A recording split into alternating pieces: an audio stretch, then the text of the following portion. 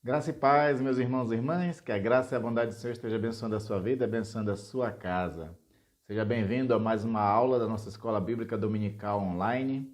Estamos estudando uma série sobre as parábolas de Jesus. Já estamos chegando pertinho já do final dessa série, ainda faltam mais 2 lições.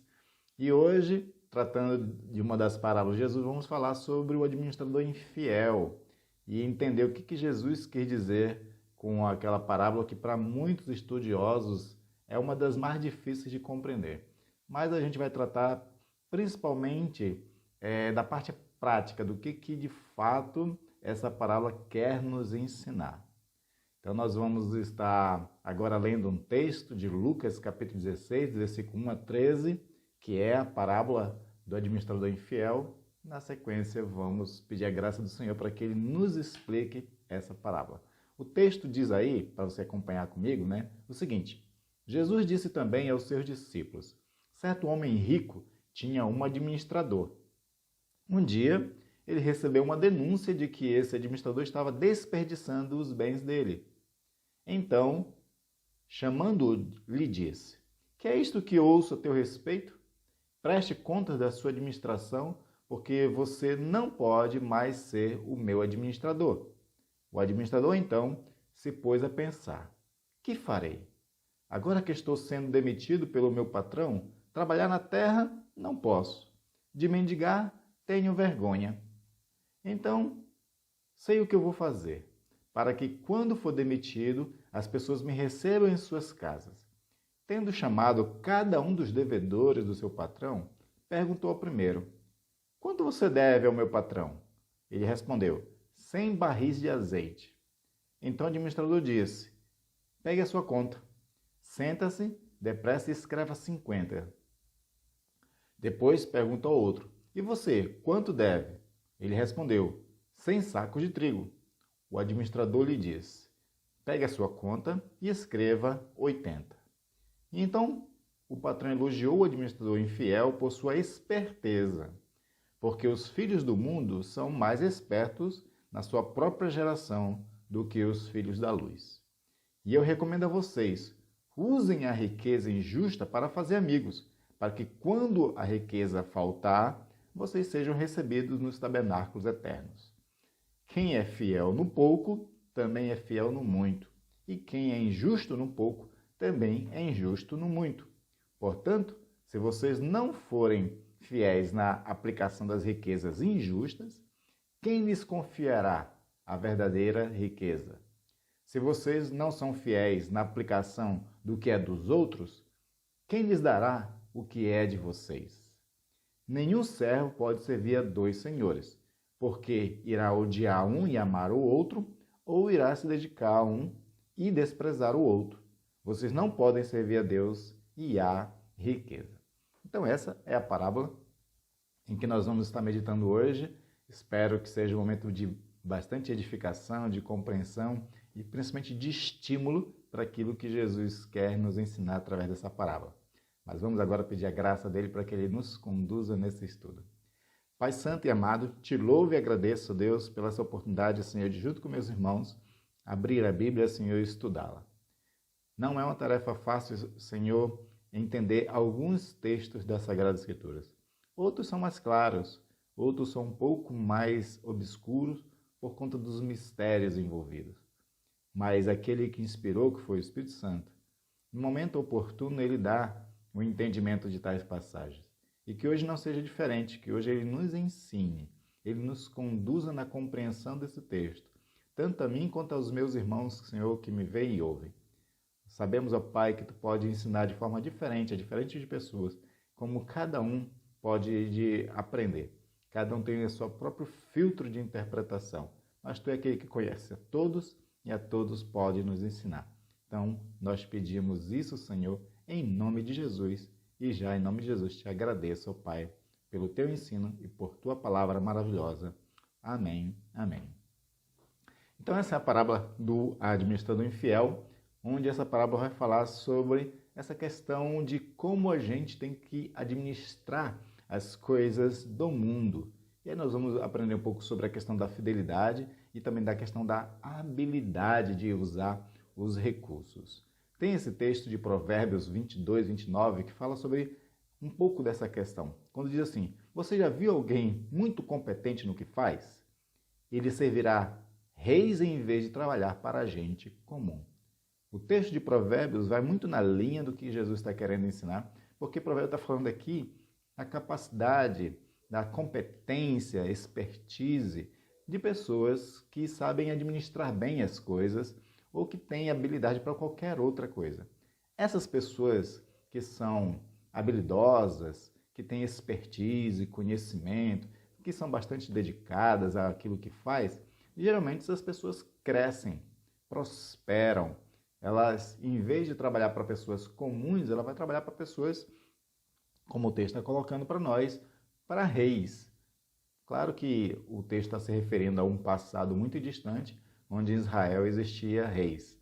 E os reis ele gostaria de ter sempre as melhores cabeças, os melhores profissionais ao seu lado, lhe auxiliando, lhe assessorando para governar toda uma nação. Então ele vai selecionar os notáveis, que foi o que Nabucodonosor fez. Nabucodonosor, depois que ele invade Jerusalém e o reino do sul, ele pega os notáveis e leva para a Babilônia e coloca essas pessoas para trabalhar para ele. Entre essas pessoas estava o Daniel, como sabemos muito bem. E assim, essas pessoas se aproveitam da habilidade desses notáveis. Hoje em dia nós não temos reis, mas as pessoas notáveis, as pessoas altamente capacitadas, que crescem na vida profissional, geralmente essas pessoas estão nas melhores empresas e recebendo muito mais.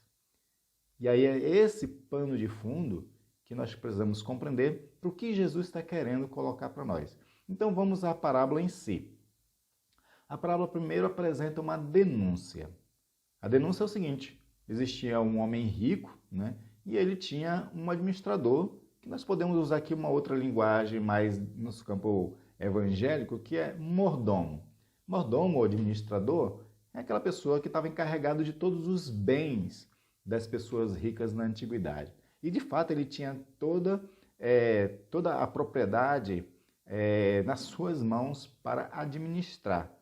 Lembra de José? Quando José foi vendido pelos irmãos, ele foi trabalhar na casa de Potifar. O texto deixa muito claro para nós que José, pela competência que ele tinha, pela habilidade de gestão que ele tinha, ele ficou responsável por todos os bens de Potifar. E tudo estava nas mãos dele para que ele cuidasse. Aí o texto faz só ressalva, né? Exceto a sua mulher, claro, né? Faz essa referência à questão da esposa, porque a esposa vai ser depois uma questão de intriga na vida de José, né? Mas ali aparece muito bem essa questão. O mordomo, o administrador, ele tem como responsabilidade cuidar de tudo da pessoa, né, para quem ela trabalha, para quem ela serve. E aqui é essa situação. Esse administrador, como é uma parábola, não traz o nome de uma pessoa, né? A parábola ela é uma história fictícia para ensinar alguma verdade, né? Então aqui nessa parábola, esse administrador cuidava de todos os negócios do seu patrão. Só que certo dia, algum colega, algum subordinado foi bater no ouvido do rico e disse para ele o seguinte: olha, o administrador está sendo infiel e desperdiçando o seu dinheiro. A expressão desperdiçando aqui é a mesma expressão usada para o filho pródigo do capítulo 15. Nós estamos no capítulo 16 de Lucas, né? Esses capítulos todos, de alguma forma, está envolvido questão financeira, né? A dracma perdida, a ovelha perdida aqui, a ovelha perdida em Israel era perda de dinheiro. E o jovem rico foi aquele que pegou a parte dos bens que lhe cabia e desperdiçou também. Ele fez que evaporasse todo o dinheiro que o pai tinha dado para ele, gastando com coisas que não deveria. Aqui, da mesma forma, esse administrador, ele está desperdiçando. O texto não coloca aqui que ele desperdiçou por má gestão, não. É por ele estar fazendo coisa errada no sentido de gastar para si aquilo que não é dele. É isso que está querendo trazer para nós. Então, houve a denúncia. Logo, quando o patrão soube disso, com raiva, com toda a razão, resolveu demitir, né? E é isso que o versículo 2 coloca para nós. O patrão chama, né, o administrador e diz o seguinte: o que é isso que eu ouço a teu respeito? Presta conta da sua administração, pois não pode mais permanecer nesse cargo. Ou seja, o patrão ele ouve a denúncia, percebe de fato que os seus bens estão sendo desperdiçados e resolve demitir. E dá um prazo, é como se fosse um aviso prévio, né? Você tem 30 dias aí para arrumar todas as contas e poder sair, entregar para outra pessoa a qual eu vou escolher. Então houve a demissão. Logo da demissão vem o dilema do administrador. Ele era acostumado a uma vida boa, ainda que fosse servo, mas como ele era administrador, ele usufruía ali dos bens também do seu patrão e por isso mesmo desperdiçava esses bens. Então ele entra nesse dilema, como ele mesmo diz aqui, ó, o administrador pensou consigo: e agora? Meu patrão vai me demitir, estou no aviso prévio, não tenho força para trabalhar no campo e sou orgulhoso demais para mendigar. Ou seja, em outras passagens, dá a entender, ou em outra tradução, dá a entender assim, que ele não tinha habilidade para trabalhar no campo, ele não tinha mãos bem preparadas para trabalhar no campo. E ele tinha vergonha, né, por conta do orgulho dele, ele tinha vergonha de mendigar. Então esse é o dilema que ele se encontra. Ele para agora para pensar no que fazer. Ele avalia aquilo que ele não quer fazer para pensar no que fazer. E aí ele encontra uma solução para ele. Ele toma uma decisão muito ousada. Então ele diz o seguinte no versículo 4 e 5. Já sei como garantir que as pessoas me recebam em suas casas quando eu for despedido. Então o interesse dele é isso. Eu estou sendo demitido aqui desse trabalho, desse homem rico aqui, mas existem outros ricos na cidade. E, de repente, quem sabe uma dessas casas possa me aceitar como mordomo. Essa que é a ideia dele. Ele quer, né, cair na graça de outras pessoas para que ele possa, sim, né, arrumar um novo emprego. E aí, então, ele conclui. Então, ele convocou todos os que deviam dinheiro ao seu patrão. Né? E aí, nessa questão de ele querer, né, cair na graça de outras pessoas para que ele possa trabalhar em outro lugar, ele chama essas pessoas que estão devendo seu patrão e ele chama principalmente aqueles que devem muito. Aí ele pergunta, né, quanto você deve? Eu devo 100 barris de azeite. Ou seja, a pessoa devia para o patrão um alto, né, vamos colocar em questão financeira, devia um alto valor, né, para o patrão dele. E aí ele diz o seguinte: olha, se você deve 100, faz uma nota promissória diferente. Faz uma nota promissória de 50. Vou te dar 50% de desconto na sua dívida. O texto não coloca claro aqui se está dando desconto de juros ou no valor total, né? A ideia, porque na cultura judaica cobrar juros era proibido. A usura era um pecado, né? Então era no valor total principalmente. E aí agora ele está dando um desconto de 50% dessa dívida toda. Já imaginou a situação? Né? E aí o outro que devia 100 de outra coisa, também 50. Essa questão de ele baixar o valor era para cair na graça dessas pessoas a qual ele estava dando esse desconto. Esse que era o objetivo. Porque essas pessoas, apesar de estar devendo o patrão, mas elas são pessoas prósperas também. São pessoas que negociam também. E aí é exatamente isso que ele espera alcançar. Graça para com essas pessoas, para que essas pessoas, né, lhe acolham e assim ele possa trabalhar em outro lugar. A qual essa astúcia, essa esperteza, venha a ser reconhecida pelo patrão. Então, você tem no versículo 8 justamente isso. O patrão elogiou o administrador desonesto por sua astúcia. Né? Ele não está elogiando a desonestidade, ele está elogiando a astúcia, a esperteza, a estratégia que ele usou. E aí, nesse ponto, que Jesus vai tomar uma palavra muito interessante, que para nós é motivo de a gente ficar horas ou dias refletindo sobre essa questão nas nossas vidas particulares. Jesus faz esse comentário. E é verdade que os filhos deste mundo são mais astutos ao lidar com o mundo ao redor que os filhos da luz. Né? Olha só o que Jesus está dizendo. Jesus está dizendo que os filhos deste mundo, né, quando ele faz uma referência aos filhos deste mundo, está dizendo assim, aqueles que não são convertidos, porque os que são convertidos são os filhos da luz. Esses que são filhos deste mundo, eles são mais espertos para lidar com as coisas do mundo. E aí, pensando aqui na parábola, na questão financeira, o que o texto está querendo mostrar para nós é que os filhos do mundo, eles sabem usar das suas habilidades, dos seus dons, eles pensam de forma estratégica e, por isso mesmo, prosperam. Tem um salmo, se não estiver enganado agora é o Salmo 72, em que o salmista ele faz essa reflexão. Ele diz assim, olha, por pouco meu pé não desvacilou para a maldade. Por quê? Porque eu fico olhando ao meu redor e vejo os ímpios prosperando. Né? Os ímpios estão aí prosperando, enquanto ele, o salmista, talvez estivesse numa situação meio difícil financeiramente. Né? Depois, no final, o salmista vai reconhecer que melhor é estar com Deus, ainda dependente da situação, do que ser um ímpio e depois ir para a perdição eterna. Né? Mas o que o Salmo está querendo colocar é justamente isso. Os ímpios ou as pessoas deste mundo, como o nosso texto está colocando aqui, parece que eles prosperam mais do que aqueles que são os filhos da luz. Eles usam de estratégia, de expertise, eles correm atrás e conseguem vencer. Né? Isso é uma coisa interessante, uma coisa para a gente ficar pensando. Eles são melhores do que nós em alguma coisa? Eles têm um cérebro mais desenvolvido do que nós, por acaso? Eles têm algum dom diferenciado em relação a nós? Na verdade, não.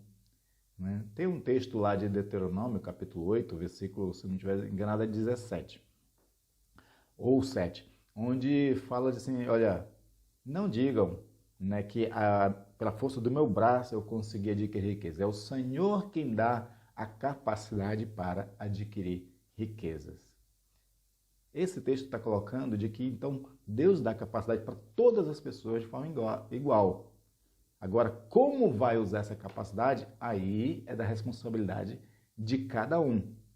E como os filhos desse mundo estão mais preocupados com as coisas desse mundo, de fato, então eles acabam correndo mais atrás ainda dessas questões da prosperidade material.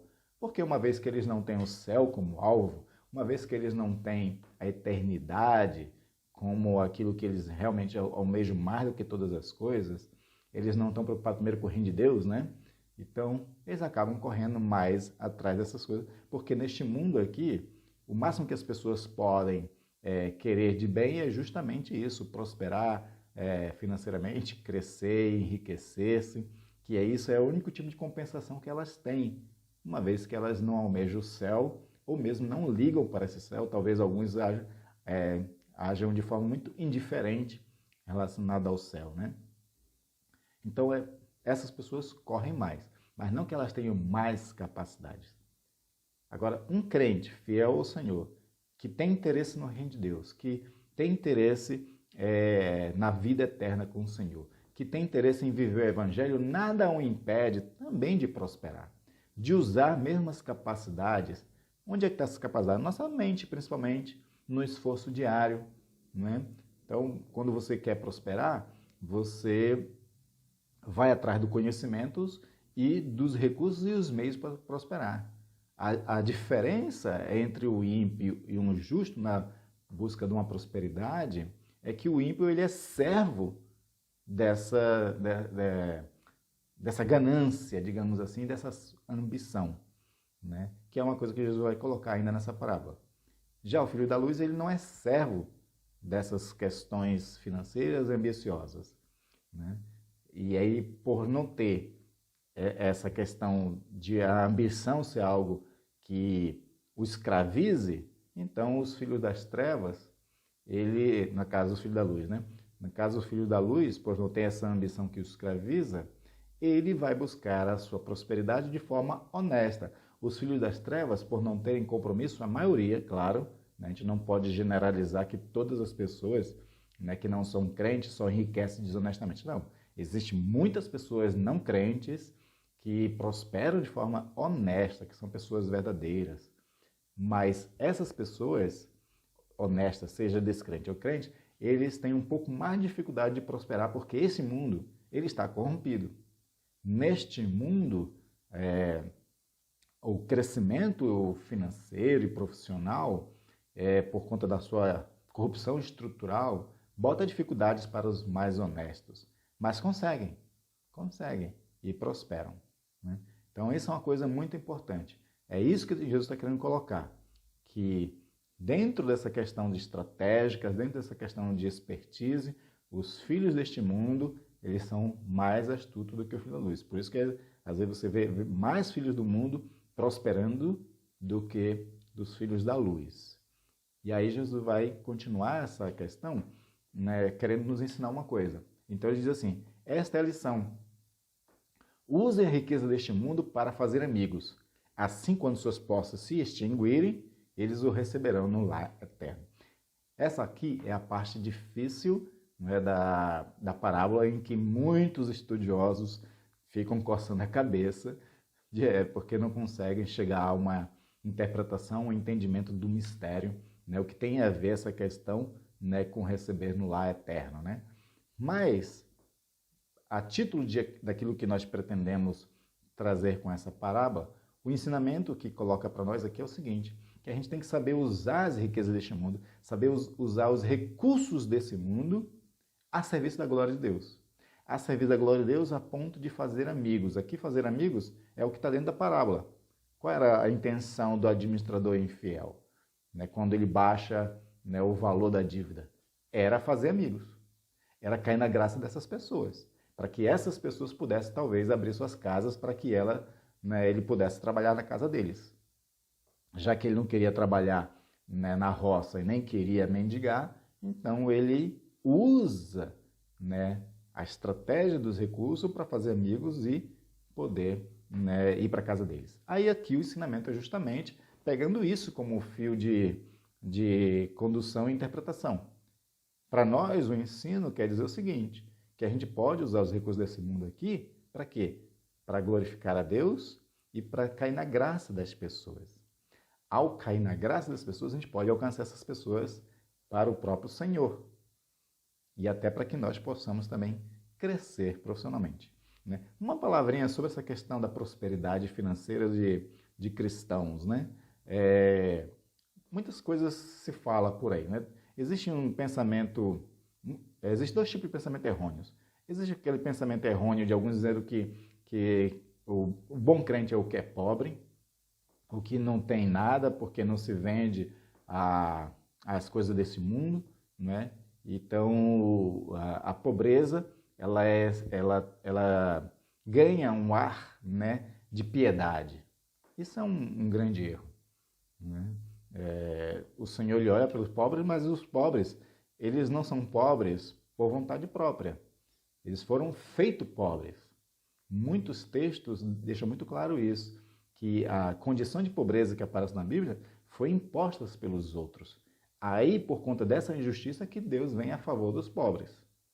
Mas se fazer pobre não era uma coisa assim tão louvável, a não ser no caso de uma pessoa que é rica e aquela riqueza o prejudica. Por exemplo, tem pessoas que não sabem lidar com a riqueza. E por não saber lidar com a riqueza, elas se corrompem. Para esse caso de pessoas que não sabem lidar com a riqueza e se corrompem com ela, é melhor que ela opte pela pobreza. Por outro lado, da mesma forma, né, a questão de ser rico e buscar essa riqueza como fim último, ela também é um grande erro, porque aí vai cair naquilo que o Senhor já vai colocar, que é a servidão. Servidão ao dinheiro, à ganância, ao querer cada vez ter mais. E aí a pessoa se corrompe, inclusive, por isso. Mas a pessoa que tem riqueza, né, e usa essa riqueza para a glória de Deus, isso é bom. Por quê? Porque uma pessoa cristã que é rica, ela pode usar da sua riqueza para abençoar as pessoas mais pobres. para fazer filantropia, fazer solidariedade, agir de forma generosa para as pessoas que têm mais necessidade. Quem é dono de empresa pode empregar as pessoas pobres, pode dar uma boa condição de vida para essas pessoas, né? Em vez de explorar essas pessoas pagando pouco e exigindo muito delas, pode pagar um salário justo. Então a pessoa rica ela também pode glorificar a Deus, né, com a sua riqueza. E tem textos bíblicos que falam sobre essa questão, né? As pessoas ricas podem, por exemplo, financiar missões, né? Existem muitos missionários fazendo muitos trabalhos maravilhosos aí no mundo, em lugares pobres, por exemplo, né? Que quem patrocina a missão lá, aí as coisas que acontecem lá, são pessoas que têm dinheiro, né? E graças a Deus existem pessoas ricas, empresários, que têm esse dom da contribuição, porque a contribuição é um dom, viu? Está lá em Romanos, capítulo 13, fala sobre vários dons, e entre eles está aquele que contribui. Até diz assim, aquele que contribui que faça generosamente, né? Isso é um dom. Algumas pessoas, empresários ricos, têm esse dom da filantropia. E graças a Deus existe, porque senão ficaria difícil fazer missão, não é? Então esse é um ponto que eu queria só ressaltar aqui. Então Jesus traz essa questão, né, de que a gente tem que saber usar bem esses recursos, que é recurso chamado deste mundo, para quê? Para glorificar a Deus, para fazer amizades, cair na graça das pessoas, abençoar vidas, né? E aí Jesus traz um negócio interessante sobre essa questão da fidelidade com aquilo que ele nos dá. Então ele coloca aqui no seguinte, do 10 ao 12. Se forem fiéis nas pequenas coisas, também serão nas grandes. Mas se forem desonestos nas pequenas coisas, também serão nas maiores. Então Jesus está colocando o seguinte, cada um recebe conforme a sua capacidade. Então pessoas que têm pouco, né? E tem pessoas que recebem muito. Ele está tratando principalmente das pessoas que recebem pouco aqui. Pessoas que recebem pouco, elas têm duas formas de agir com aquilo que recebem. Sendo gratas e ser fiéis, administrando bem o pouco que recebem, né? E ainda com esse pouco que recebe, ainda assim ser generoso, né? Semear, como Paulo coloca lá em 1 Coríntios capítulo 9. Então, ela está administrando bem o seu pouco. Quando ela administra bem o seu pouco, o Senhor vai dando cada vez mais. Conforme ela vai sendo esperta, habilidosa no uso do pouco, ela vai prosperando porque o Senhor a prospera, né? Então essa é a primeira atitude. Mas existe a outra atitude das pessoas que recebem pouco, não são gratas, reclamam e administram mal os recursos. Administram só para o seu deleite e acaba às vezes gastando mais do que tem. Então administram mal. São essas duas condições, né, que existem nessa questão do pouco. E aí, por administrar mal o pouco que tem, não é colocado sobre o muito. Por quê? Porque não é confiável. Essa que é a questão, né? Então é isso que o texto está colocando. Mas se forem desonestos nas pequenas coisas, também o serão nas maiores. E aí talvez a pessoa se corrompesse mais ainda, como acontece. Como acontece. Pessoas que entram para a política ou recebem alguma outra oportunidade, recebem dinheiro, acaba usando muito mal aquilo, acaba se endividando mais ainda e voltando a uma situação pior do que estava antes, né? E aí no versículo 11 fala, e se vocês não são confiáveis ao lidar com a riqueza injusta desse mundo, quem lhes confiará a verdadeira riqueza? Olha só o que o texto está colocando. Agora ele está trazendo aqui do material para o espiritual. Se nós não somos confiáveis com as coisas materiais que Deus nos coloca, como a gente pode esperar dele as bênçãos e as riquezas espirituais? Está vendo como a nossa vida entre o material e o espiritual elas não estão tão desligadas assim, né? Viver uma vida de oração, de leitura da palavra de Deus, de jejum, de piedade é muito importante. Mas, também ligado a isso, viver uma vida honesta, ordeira, né? Sendo responsável com tudo aquilo que Deus coloca nas nossas vidas, também faz parte desse processo de viver uma vida para a glória de Deus. não é só a parte espiritual, né? E aí é que é um problema muito grande, porque a gente diferencia espiritual do não espiritual, né? Mas acaba que tudo nas nossas vidas, que é uma vida de seguidores de Jesus, tudo deve refletir algo que glorifique a Deus. Tudo. Os nossos relacionamentos, o nosso trabalho, a nossa família, os nossos bens, o uso desses bens, tudo deve ser para a glória de Deus. Tudo se transforma em bênção espiritual.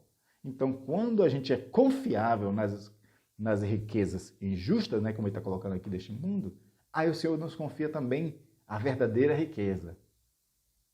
Está vendo como está ligado uma coisa com a outra? A gente tem que estar muito atento com isso. Por isso que a recomendação é: usem muito bem, né, com a mesma astúcia aqui do administrador infiel, as coisas desse mundo. Porque conforme você se torna uma pessoa habilidosa nesses recursos, responsável com esses recursos, né, rendendo de alguma forma uma glória para Deus, aí você recebe cada vez mais as bênçãos espirituais. Aí no 12 ele finaliza: e se não são fiéis com os bens dos outros, por que alguém lhes confiaria o que é de vocês? Né? Ou seja, o Senhor coloca os bens à nossa disposição aqui para que a gente seja fiel.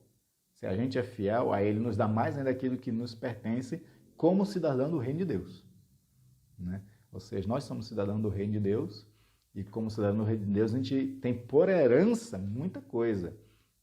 Paulo chega a dizer que nós somos co-herdeiros com Cristo dos bens celestiais. São coisas que nos pertencem, mas muitas dessas coisas que nos pertencem, dos bens celestiais, das bênçãos, das prosperidades espirituais falando, né? A gente não, às vezes não toma posse porque ainda não estamos sendo fiéis com as coisas aqui deste mundo. Falta habilidade para as coisas desse mundo. E aí, qual é a saída para isso, né? Às vezes falta um pouco de sabedoria, falta um pouco de habilidade, mas todas essas coisas são supridas por Deus. Tiago, na sua epístola, diz assim: se falta sabedoria, peça a Deus que Ele dá deliberadamente e não lance em rosto. Né? Completando que toda boa dádiva, todo dom perfeito, vem do alto, do Pai das luzes, onde não há sombra nem variação de mudança. Ou seja, então, se tem falta de sabedoria para administrar, a gente deve pedir a Deus. E Ele concede esse dom da sabedoria e o dom e a capacidade para administrar bem essas coisas. Né? Ele nos dá isso, essas habilidades. Então, se a gente pede, se a gente se esforça, a gente vai conseguir. Também a palavra de Deus nos treina para a gente administrar bem os recursos de Deus. Por exemplo, você tem o livro de Provérbios. O livro de Provérbios é um livro de sabedoria. É um livro que ensina muita coisa. Eu sempre digo na igreja a história de um homem chamado Philip, que ele era empresário, quebrou várias vezes como empresário, e aí num tempo desses que ele estava tentando abrir um novo negócio, ele encontra uma missionária, e a missionária recomenda ele fazer o seguinte: olha, você vai começar a ler os provérbios, o provérbio de Salomão. Faz o seguinte: leia um capítulo por dia, são 31 capítulos. Então, você lendo um por dia, você consegue ler o livro durante um mês. Mas não faça isso só um mês. Faça isso durante 2 anos. Ou seja, ele ia ler, então, Provérbios 24 vezes. Só que a recomendação dele é a seguinte: olha, leia todo dia um capítulo, quando terminar, recomece, e faça o seguinte: vá anotando num caderno aquilo que você poderia aplicar na sua administração do que Provérbios, do que o Salomão está ensinando. Então você diz: isso aqui pode ser aplicado na minha gestão, no meu relacionamento com funcionários, no meu relacionamento com os fornecedores, no meu relacionamento com o cliente, né? Então ele foi fazendo isso. E conforme mais ele lia, conforme mais tempo ele passava lendo, os insights que ele não tinha antes, ele passa a ter depois. Então, assim, ele foi enriquecendo. Durante 2 anos, ele foi lendo e foi anotando, né, aquilo que ele foi aprendendo de provérbios para aplicar na gestão. E ele prosperou. Prosperou tanto, né, que se tornou uma referência e escreveu um livro, né, ensinando os princípios do provérbios para a gestão, né, para uma gestão eficaz, para a prosperidade, porque, de fato, ele realmente tinha conseguido prosperar. Então, assim, além da sabedoria do alto, existe a sabedoria bíblica. Eu estou citando aqui a história do provérbio desse autor, mas a Bíblia como um todo é um livro de sabedoria, que pode nos ensinar muita coisa. Às vezes nos falta essa expertise de ler a coisa, aprender o que está sendo ensinado e aplicar na vida. Por a gente não aplicar aquilo que a gente está lendo, é que é o nosso maior erro como cristãos, né? Jesus disse isso. Se vocês me ouvem e não praticam, vocês são insensatos. Estão construindo a sua casa sobre areia. Mas aqueles que ouvem e a praticam, e o segredo está na prática, né? De praticar aquilo que é ensinado. Aí vocês serão prudentes construindo a sua casa sobre uma rocha. Pode vir ventos e tempestades e não abalará. Muitos crentes, por não praticar a palavra de Deus, quando vem as dificuldades, é abalado. Justamente por não estar aplicando a sabedoria divina, a sabedoria bíblica. É isso que nós temos que aprender para que a gente saiba administrar bem os recursos do Senhor e crescer nessa questão. Aí Jesus finaliza a sua palavra trazendo um problema para nós refletirmos. No versículo 13. Ninguém pode servir a dois senhores, pois odiará um e amará outro, será dedicado a um ou desprezará o outro. Vocês não podem servir a Deus e ao dinheiro. Jesus fala a mesma coisa lá no Sermão da Montanha também, né? Ou seja, a importância de nós atentarmos para isso. A gente quer prosperidade, a gente quer viver uma vida boa, a gente quer dar boas condições de vida para a família, ter boa casa, né? Viajar uma vez por ano. Essas coisas elas não são ruins, são boas. É bom prosperar e, como eu falei, aquele que prospera, que tem bastante recursos, ele não só ele proporciona uma boa vida para si, mas ele pode proporcionar uma boa vida para outras pessoas, empregando, ajudando solidariamente, ofertando, né, para instituições de caridade ou para as pessoas mais pobres, né, servindo a Deus com seus dons e talentos, servindo a Deus, apoiando um trabalho missionário. Então as pessoas ricas podem fazer tudo isso. O perigo que Jesus coloca para nós é quando a gente se torna servo do dinheiro, quando a gente idolatra o dinheiro, quando a gente ama o dinheiro, porque o amor ao dinheiro que é a raiz dos males. Não é o dinheiro em si que é a raiz dos males, porque o dinheiro ele não tem mal ou bem em si mesmo. O dinheiro é uma coisa inanimada, né? Não existe nada místico no dinheiro. Não, o dinheiro é um referencial monetário somente. Foi uma estratégia humana para a troca de produtos.